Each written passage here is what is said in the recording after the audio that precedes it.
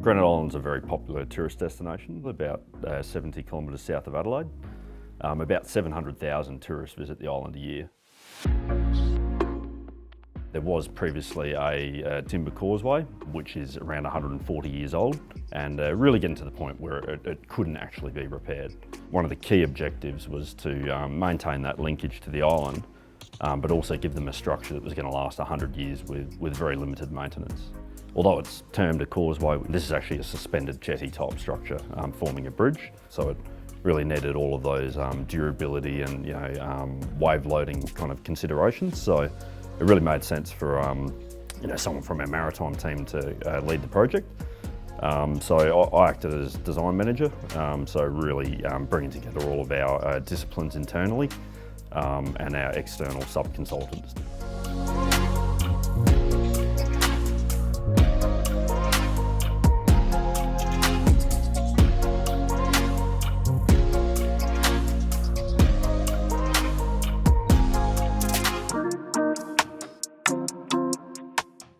WGA provided all of the engineering components. That involved the structural bridge design, which included about 350 tonne of steel and over 4,000 tonne of concrete. WGA also provided maritime design, so in terms of wave loading, and also there was a boat loading facility halfway along the causeway. We also provided geotechnical services for design of the piles. WGA also provided temporary works design support, which included getting 250 tonne cranes out over the causeway we were building, and also demolition of parts of the existing causeway. Point cloud scanning is critical to a project that has an existing structure in it. So we use that to pick up exact details and get our new jetty as close as we could to the existing jetty, which avoided clashes on site and a lot of costs involved. It saved a lot of money for the client. The horse-drawn carriage is unique to Victor Harbour. It's one of a kind. Not a single one in the world besides this location. There's no drawings, there's no sizes or anything like that. So we went and used our point cloud scanner to scan the carriage inside and out to verify it actually fit on the jetty. You can measure these things with a tape measure, but it's always open to errors. With our scanner, it's within 2 or 3 millimetres and you're never going to get it wrong. Throughout the project during construction, McConnell Dow regularly sent a drone up and we regularly inputted our design and survey into that 3D photogrammetry model, which was great for not only as a visual tool for showing progress to external parties, but also for ongoing clash detection and those types of things.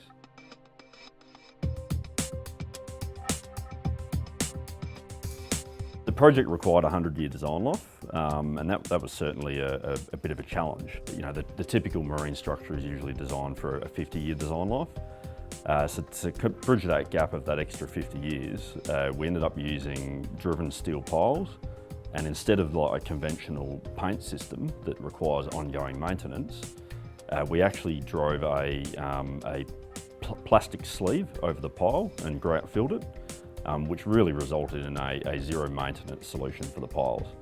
In terms of the concrete deck structure, the previous timber structure proved that the timber solution required ongoing maintenance and repair campaigns. So we ended up opting for a concrete structure with high durability concrete to achieve the 100-year design life. One of the challenges of this project was the remote location. There was little opportunity for cast in situ due to schedules and programs and the remoteness. So we scanned this bridge, existing bridge, and we modelled the new bridge in order to get the precast elements exactly right and delivered on time and on budget. From an engineering perspective, one of the big challenges was always going to be pile driving. Granite Island is called Granite Island for a reason. As you start to get towards Granite Island, there's very high level granite that can cause challenges for driving piles to support the structure. So one of the key engineering, digital technology that we tapped into was a geophysical survey, which is a non-obtrusive kind of ground survey to look at what the conditions are below ground. And what that identified early in the project is that as we headed towards Granite Island, that last kind of 50 metres of the project, we're always going to encounter this high-level rock. So we were able to build out a bit of a reclamation, avoid the last couple of spans of the structure, which really proved to be crucial. You know, when it came to construction, it was pretty much the last bent where we had the pile driving challenges, and without that causeway, we would have been in all sorts of strife in the end.